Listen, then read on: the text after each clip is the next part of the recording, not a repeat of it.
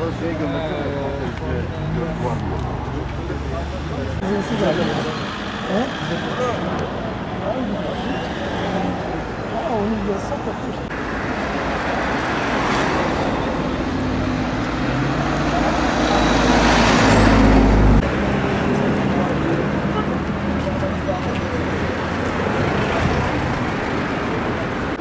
Kaldırabilirsin, sen götürürsün.